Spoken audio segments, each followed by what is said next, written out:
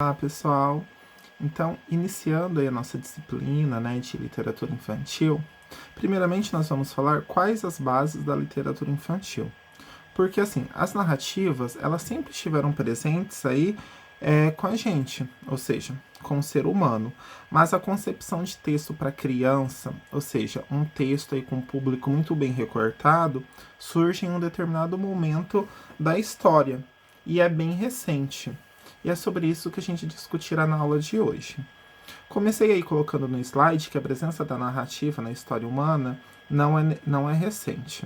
Ou seja, na história da humanidade, nós tivemos primeiro a invenção, o desenvolvimento da linguagem oral, para depois a invenção da escrita. Então, a tradição oral precede a tradição escrita.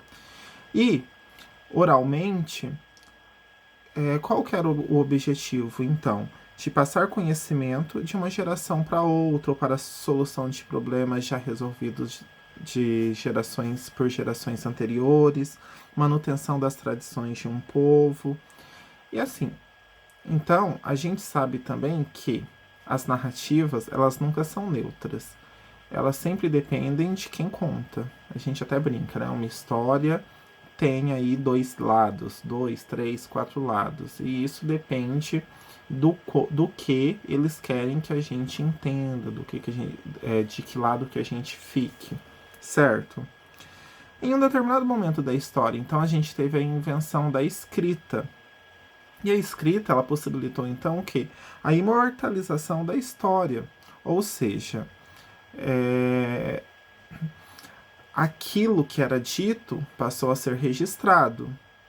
E aquilo que era dito sofria o quê? Sofria muitas alterações, porque, como eu falei para vocês, aquilo depende de quem conta. A história sempre depende de quem conta, da visão, do posicionamento de quem conta. Com a invenção da escrita, a história meio que passou a ter um posicionamento mais rígido, mais uniforme, né? Foi imortalizada. Em determinado momento aí surge a literatura infantil, com um público recortado, né? Ou seja, um público bem definido, uma linguagem que lhe é própria, né? Ou seja, uma maneira própria de escrever. Uma maneira própria de escrever para quem? Para uma criança.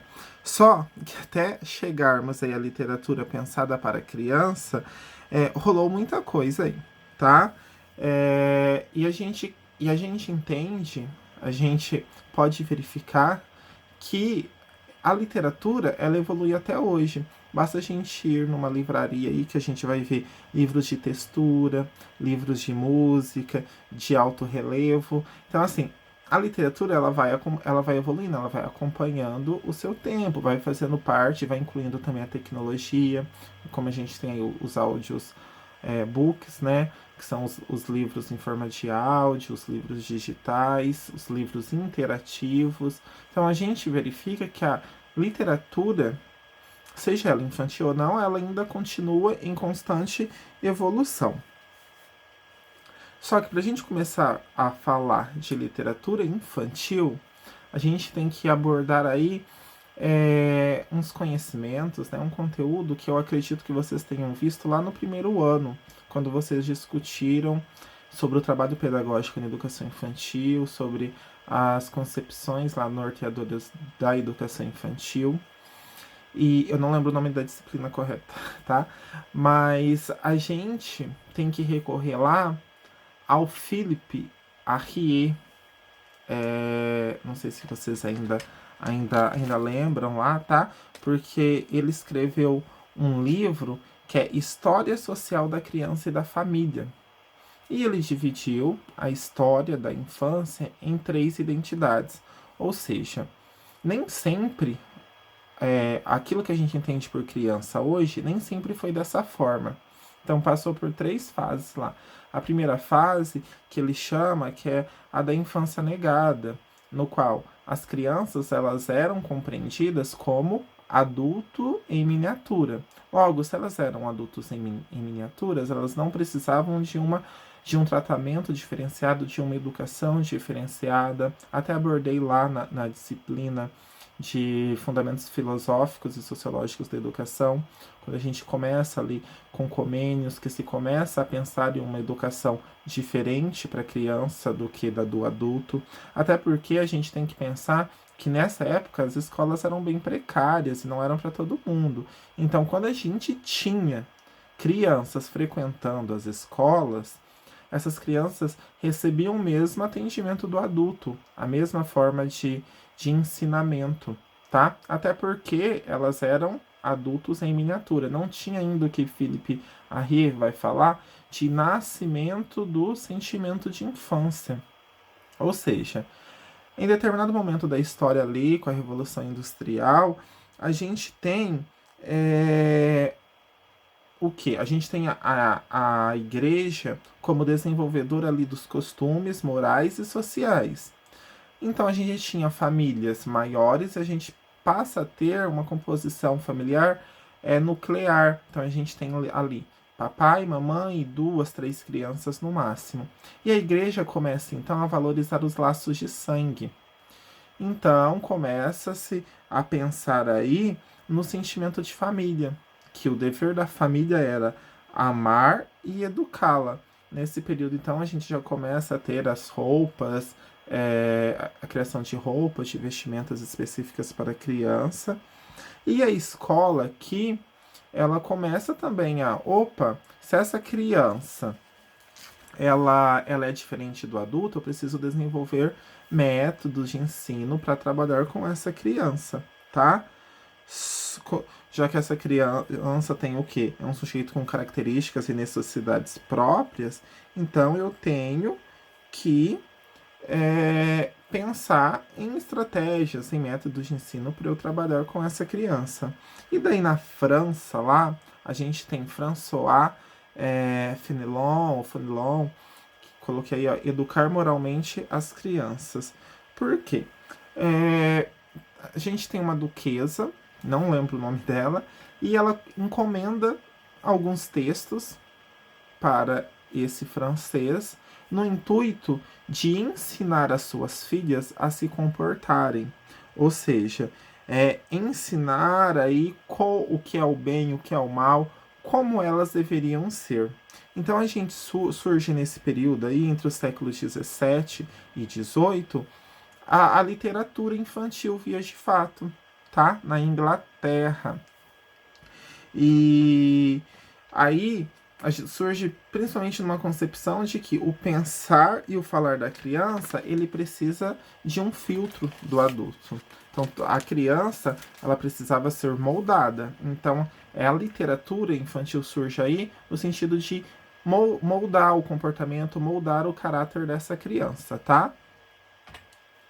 E daí eu coloquei lá, primeiros grandes contadores de literatura infantil, François Fenelon e Charles Perrault, né? Perrault. Que então, Charles Perrault aí, ele vai falar sobre a literatura, ele tem início então a literatura pedagógica. Por quê? Ele observa lá as fábulas do Esopo, que Esopo era um contador de histórias, tal. Não se sabe se era apenas uma pessoa, se era um grupo de pessoas, até porque Esopo, se vocês forem pesquisar, ele nunca teve identidade revelada. Ou seja, era um pseudônimo. Estou enrolando bastante a língua, né? E então, ele começa a publicar aí histórias que ele ouvia da sua mãe, tá? E daí surge aí também essa literatura pedagógica, por quê? Porque ele começa a adaptar essas fábulas do Esopo, trazer para o contexto, né, adaptá-las dentro do seu contexto, trazer para o seu contexto. É o que muitas vezes os professores, até os pais, fazem quando vão ensinar o bem ou o mal, inventam uma historinha aí, né?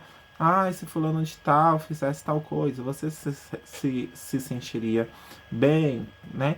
Então, é aí que surge então a literatura pedagógica, tá? Então a gente tem aí também o surgimento do gênero fábula e do conto de fadas. Por quê? O gênero fábula, quando a gente tem lá François Fenelon falando sobre o que é bom, o que é o mal, como deveriam se comportar.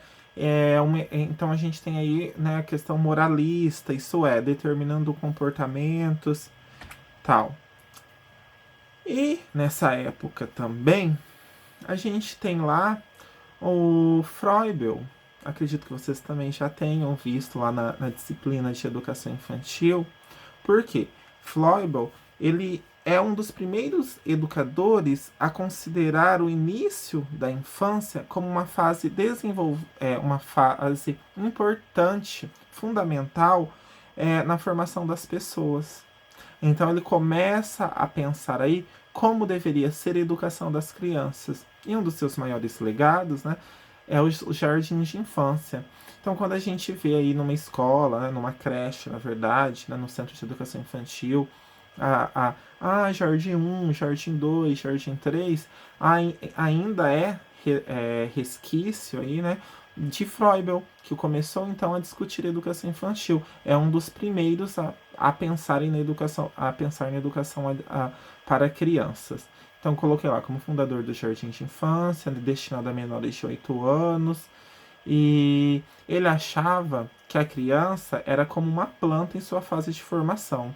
Então exigia cuidados periódicos do adulto para que crescesse de maneira saudável. Bom, pessoal, é isso. Um pouquinho aí a base da literatura infantil, tanto no mundo, né, quanto no Brasil, porque daí no Brasil a gente tem aí o marco mesmo, é Monteiro Lobato, mas a gente vai discutir em outra aula. E na segunda aula, antes da gente discutir sobre Monteiro Lobato, a gente vai falar também sobre a contribuição da literatura, então, para o desenvolvimento infantil, para o desenvolvimento do ser humano, tá bom? Espero que vocês tenham compreendido aí os conceitos que eu quis trabalhar com vocês.